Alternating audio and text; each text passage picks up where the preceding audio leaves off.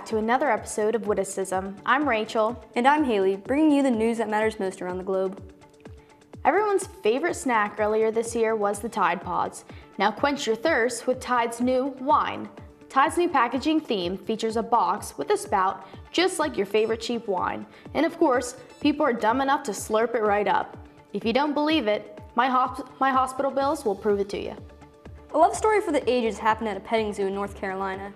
An emu has been found escaping his cage multiple times to be with his partner, a donkey. Unfortunately, the star-crossed animals are no longer allowed to see each other, but I can guarantee a play in the making called Romeo and Juliet.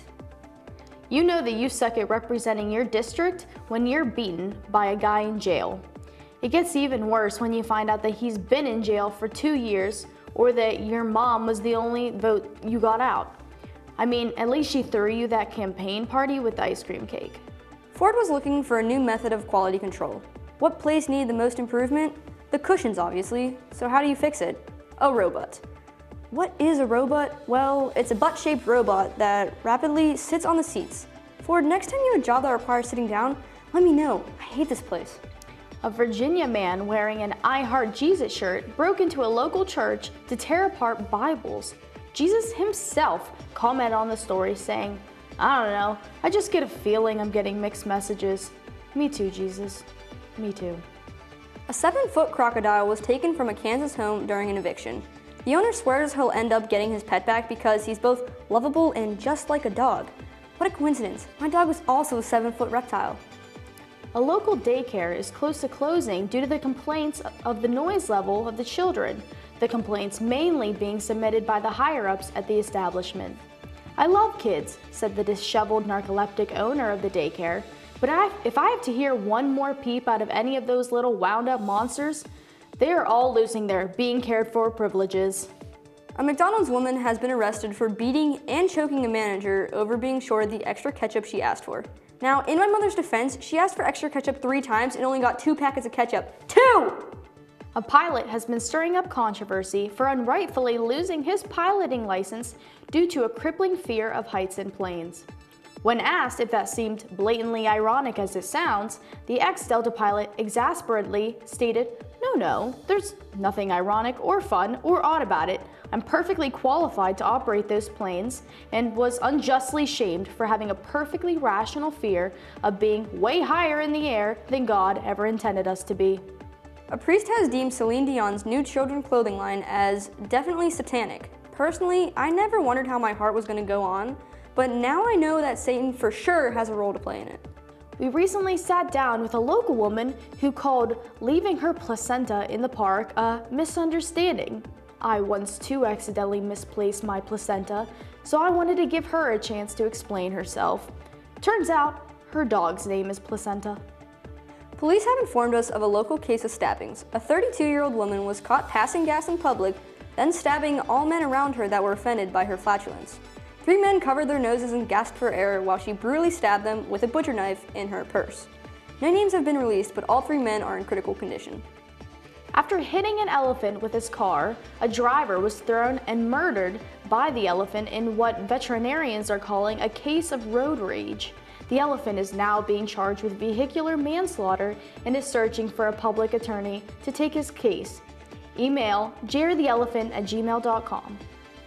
Payless recently opened a fake luxury store selling its $20 shoes for $600. After a skyrocket in profit they haven't seen since 2007, Payless is not rebranding itself as Pay More. That's all the time we have for you tonight. I'm Rachel. And I'm Haley. You stay beautiful, Indiana.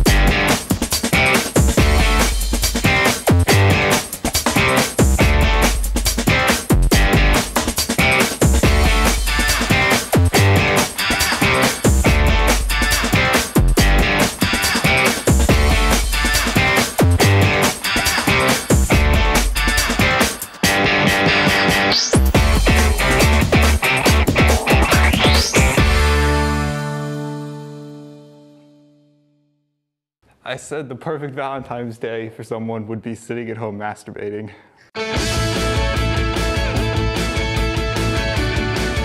Or sideswiped a guy and because I wasn't looking and I sideswiped him. Were you on your phone? No, I was not on my phone. I was not on my phone. I just wasn't looking. I rear-ended someone in the parking lot at high school because I was trying to make a tweet. If you're anything like me, you know, devastatingly handsome and a frequent premature ejaculator. Here at The Big Hit, we're not just a bunch of schmucks who downgrade pro athletes. We know what it's like to play at a high level.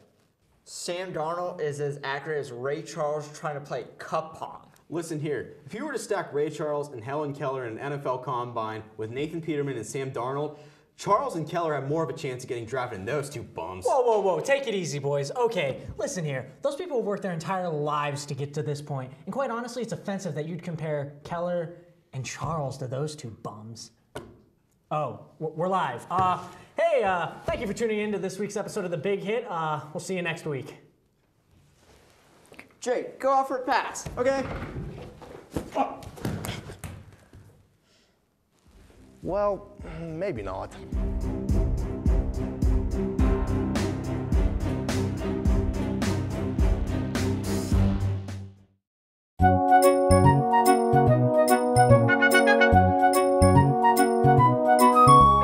My Instagram account has been gaining following like you wouldn't believe.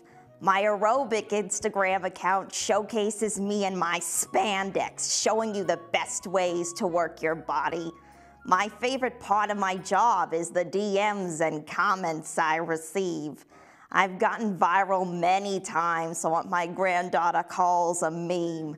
I believe it to me like a sign, so I find comfort in knowing my message is being spread. This Thanksgiving, I was able to spend a date with someone I never thought possible, Scott Disick. We started dating 2 months ago. He found me through my Instagram account and commented, "Squirt, squirt, peach, emoji, emoji, praise hands," on my backside booty aerobic video.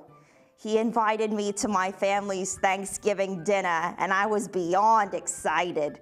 It was my first time meeting his children, but my second time meeting his obnoxious ex-wife, Shortney.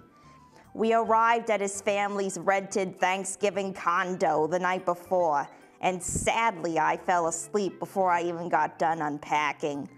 But luckily, when I woke up, Scott had breakfast ready for me in bed, and I was doubly lucky that my dentures were still in. I saw my favorite thing on that plate, sausage. I looked at Scott in the eyes and gestured him towards me. I pushed the plate aside as he ran his fingers through my perm. I felt his tongue loosening my dentures, and I didn't mind a bit. I grabbed his tushy as his hands went lower and lower, lifting my nightgown and exposing me for all to see. As his head lowered, I heard the door open, and wouldn't you know, his ex-wife barged in, and the first thing she saw was my kitty on full display. She instantly ran out, and I didn't know what to do. I sat there as Scott was getting dressed, thinking how they'll judge me now at dinner, because no doubt she told her 23 sisters already. I decided to run with it. I made it through being tried as a witch in Salem, so I can make it through this. And wouldn't you know, the dinner went lovely. They don't show on the show how much they don't talk in real life. They were so busy with their heads up their asses you couldn't hear a thing. It was actually a nice, relaxing dinner. The lesson here is I got my man and a free meal. Sorry I clogged the toilet, Chris. Welcome back to Witticism's Word of the Day, your primary source for today's most important words. Today's word of the day is November, proper noun, the 11th month of the year, characterized by college students giving up. Prefixes include no shave and no nut. Thanks for tuning in. Welcome to Press Start! 2 players, 1 controller. 2 players, one controller. And Playing go. Smash, let's go!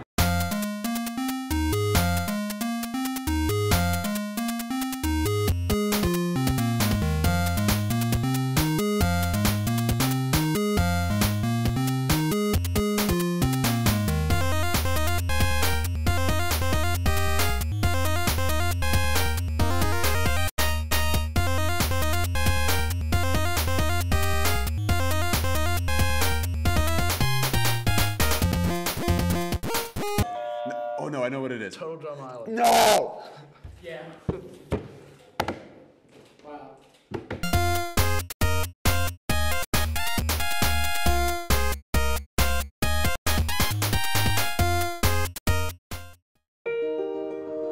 Two roads diverged in a yellow wood, and sorry I could not travel both and be one traveler.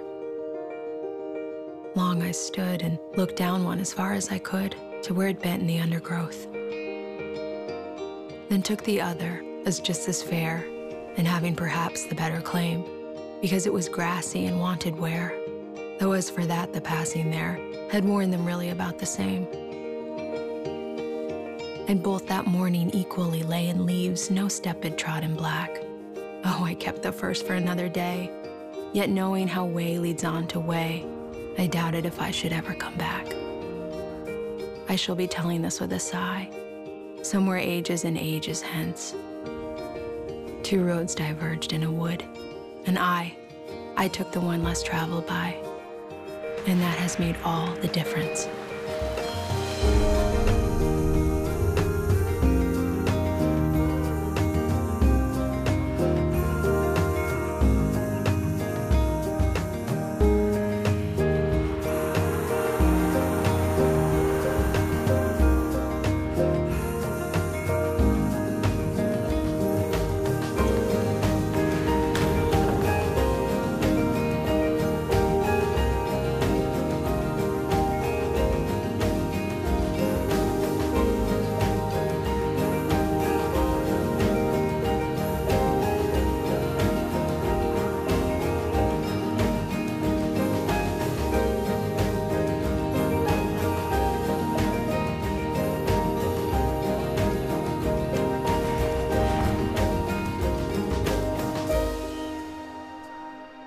Two roads diverged in a wood, and I took the one less traveled by, and that has made all the difference.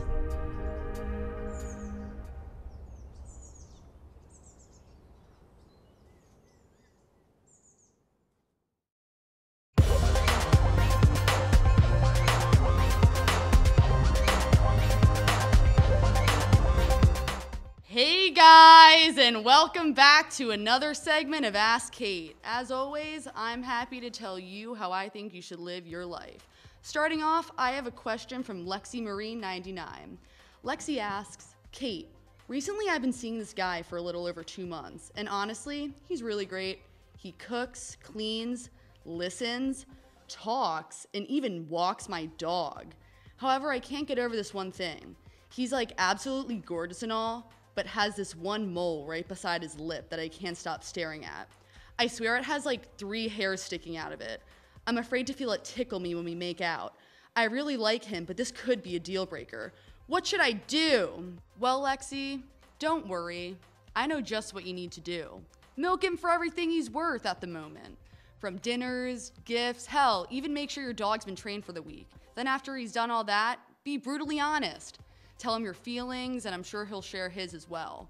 This could end in one of 2 ways. 1, he also hates his mole and is down to get it removed, which like happily ever after for you two, if that happens. Or the second option, he thinks you're a superficial and takes your dog with him. Let me know how that works out. Next, I have a question from Crushes of IUP. They ask me, Dear Kate, I find you so beautiful. We have class together, and every Monday, Wednesday, and Friday, I look forward to seeing you running to class late, sitting down quickly in hopes of not standing out, except you'll always stand out to me, Kate. I love that blue jacket of yours. Please notice me. Honestly, I'll never understand the whole Crushes account thing. If you don't have the balls to come up and say hi to me when you actually see me, then why would I want to answer a tweet from you that isn't even actually from you, but from a Twitter account that shares lost iCards? Have fun checking your tweets 6 times a day to see if anyone finally favorited it. And last, our question is from @XX Emily Lynn. Emily asks, I recently joined a sorority, and while I love my sisters, I think they are all going to hate me. We drunkenly played Spin the Bottle one night, which is all fun and games, you know, just dumb kisses the whole night. But I forgot to tell the girls one thing, that I have herpes, and now I don't know what to do. I kissed 13 people during the game. What if I just gave 13 of my sisters herpes? How do I tell them? What do I do? Please help. Sounds like you got yourself in a sticky situation there, Emily. Is herpes sticky? Never mind. First things first, I believe honesty is so important. While you might feel it's best to hide your dirty little secret, you need to let these girls know. If not, before you know it, Greek Row will be a walking herpes army, and that's not something I want to live to see. So stop the herpes army while it's still just a herpes support group. Maybe blame it on some guy named Chad. Chads are never doing anything right. In the future, just be more careful, Emily. God forbid if your sorority sisters had to throw a baby shower mixer. With all that being said, I'm all out of answers for tonight. If you have anything to ask, send your questions to yours truly, and I'll try my best to better for your life like I've bettered mine. Hey guys, I'm Haley. I'm Kane. Hi, I'm Haley, and you're watching Witticism. You're watching Witticism. And you're watching Witticism.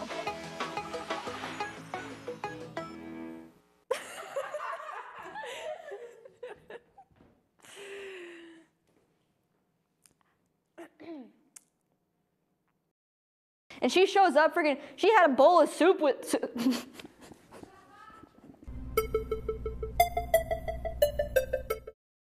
Am I ready for finals? Honestly, I think I am. I read a lot of Quizlets for my take-home exams.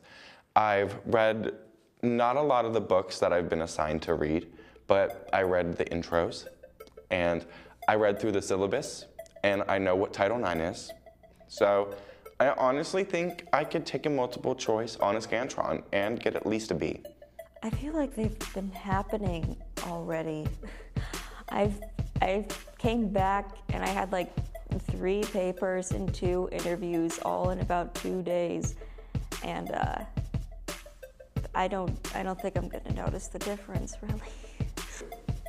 How are finals going for me? Well, my one professor has changed the final project 3 times as of today.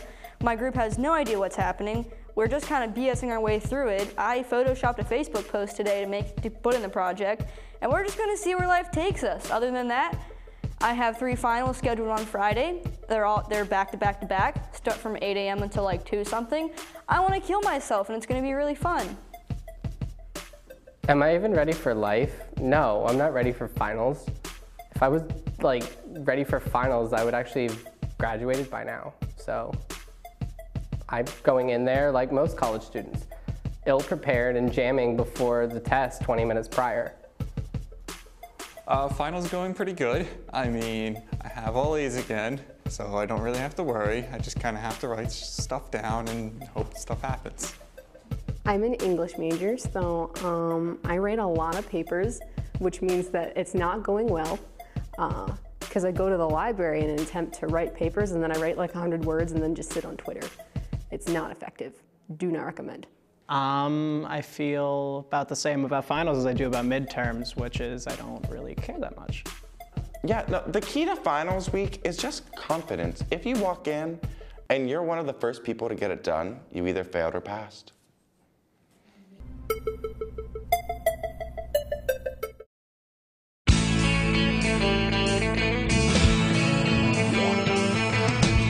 No one told you life was gonna be this way. Your job's a joke, you broke, your love life's the old way. It's like you're always stuck in second gear, when it hasn't been your day, your week, your month, or even your year. But I'll be there for you when the rain starts to pour. I'll be there for you like I've been there before. I'll be there for you 'cause you're there for me too.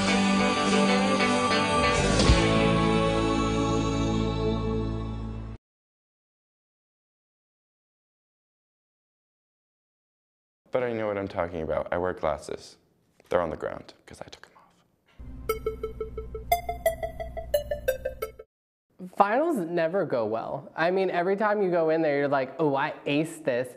And then you check your D2L and you've come to find that you actually didn't ace it. You should have paid attention in class. You should have taken your notes. And you probably should have sat behind the smart guy and like made sure that they cocked their paper just right. But I never actually go into finals with high expectations because I'm just gonna fall farther if I do. So I just kind of cross my fingers and hope I can get a Google Watch in time so I can cheat. Yeah, I have A's in all my classes right now, which I also wasn't prepared for, but that made me even more prepared for finals. It depends on what's going on and how much of it is going on, because sometimes I think I like it better when it's a test that I can read a book for, because then I just sit and stare at it. It's hard, but I can stare at a book for hours. Like I try not to let it all pile up to the end, but that's what usually happens. And I'm very good at remembering most of it. Sure. I don't know. It's going. Everything's just going. I feel plenty of prepared because how I take tests is I'll do like maybe an hour before studying, and then everything just kind of comes back to me when I'm looking at answers, and everything just goes well. I plan on going in without studying and just half-ing it if I possibly can. My ritual is I like to have a bowl of soup before I take a test. I really feel like it's kind of like cereal for the mind because it's just like juice and it's like brain juice. So I prefer like a tomato bisque because I think it matches my blood. And sometimes if I'm running late, do you know those like Campbell soup to-goes? I love putting a straw in and I'll run to my test. I'll be like with my tomato bisque. And people laugh and they're like, "You're running late, what are you doing?" I'm strawing my tomato bisque. I can't speed this up. My tomato bisque requires time. And I'm sorry, but I will walk in late holding tomato bisque.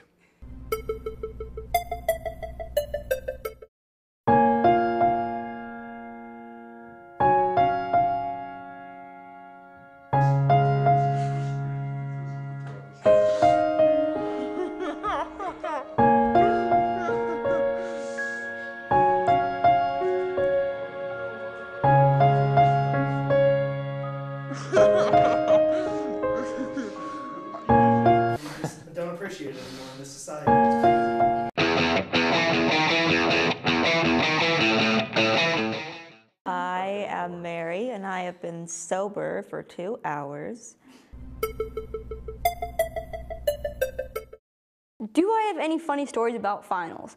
No, I don't, because I'm a first semester freshman and I haven't experienced the hell of finals. The most that ever happens is like everyone hijacks to the library and all the good coffee's gone by the time you get there, so you don't even get a chance to even drink any of the coffee, but yet the students are still ill-caffeinated, so then they're like, everybody's on their period type of behavior and they just start going like the slightest like noise, they just want to kill you. I mean, that's pretty much like finals week to a T, and everyone sleeps at the library. They try to not do anything fun, but then they end up like putting off studying anyway, so pretty much they're just sitting in the library on their phones, Snapchatting, "Oh my God, finals week," but they don't do anything about it, or they end up Instagramming like their pre-done pictures they didn't post yet and trying to find the perfect filter. No one actually worries and does finals. The only person that does that are the grad students or the people who are in the honors college track, because they actually have to worry about their GPA. Well, one time my freshman year, like right before my last final of the year, I was up all night with a shooting pain in my right side, and I thought I had appendicitis. Didn't. It was another issue, had to get surgery later, but that's not important, I was fine. A little scary. One time I was walking to like my final, and the girl in front of me had no shoes on, so I hoped she was walking home, but we were both walking towards campus, so I have small hopes that she was walking home. And I hope that like maybe she pulled a Kevin and like found some tissue boxes and just Kleenexed her weight in, but I don't, she's probably seen brighter days. One time, I think I put cinnamon in the microwave. I didn't nuke it, thankfully, but I think I was just so tired. I opened the microwave and there was the thing of cinnamon sitting there, and I went, whoopsie daisy. I must have got confused, and it was kind of scary because it's like when you hear about old people leaving their keys in the fridge or something. So last year, I had an 8 a.m. final, and it was for like a 2 p.m. class, so you never really know who's gonna show up because they've never shown up to the 2 p.m. class, and this guy just walks in like a minute before we're supposed to start it, and he sits down, we all get our papers, and I just hear quietly, "Nope," and he just walks out, just leaves his paper there and everything, and that was it. But I also saw this girl in the library preparing for finals, and I thought she was doing good because she was smiling, but then I turned away and I started doing my studying, and then I just heard like heavy, heavy, heavy breathing, and I thought, oh, maybe she's leaving. It's like she's tired from putting on her coat, because you never know. And no, but I turned around and she was crying on FaceTime, and so I don't know if like something happened or if she like needed help, like the breakdown of not being able to do her work, because she looked like she'd been there a while. She had lots of snacks, a couple empty bottles of water. So like, I think she made a home and she didn't want to leave. Maybe she was having separation anxiety from the library. Not my problem. Another time, we were taking finals and we couldn't leave for some reason after we were done. We had to do like some like concluding activity or something afterwards. And this one kid took like 20 extra minutes than the rest of the class. And when he finally turned in his test, we all applauded him. And I don't know if he was embarrassed or proud of himself, but yeah. Well, I haven't taken any college finals yet, but in high school, I was going to take an English final, and he had like passed out all the papers, and I was sitting. We had those like metal desks where like it's connected to the desk, and there's like the little bar on the one side. And I was getting ready to go, and our teacher was like, "And you may begin." And as soon as he said that, the metal bar snapped, and I hit my face against my desk. And I didn't have to take that final. A McDonald's woman has been arrested for beating and choking a manager over being shorted the extra ketchup she asked for. Now, in my mother's defense, she asked for extra ketchup 3 times. Ask Kate. Thank you, thank you. Thank you. Guys, we didn't mess up at all. It was great. Incredibles 3, what? Stuck in my Placenta. Placenta. Why is it keeping freaking stuck? Oh my God, Jesus. A bowl of soup. So crazy. A bowl of soup. Like a whole bowl of soup. I was doing like a version from Madonna, but I was just saying it instead of singing it. Welcome back to Witticism's Word of the Day, your primary source for today's most important words. Today's word of the day is November, proper noun.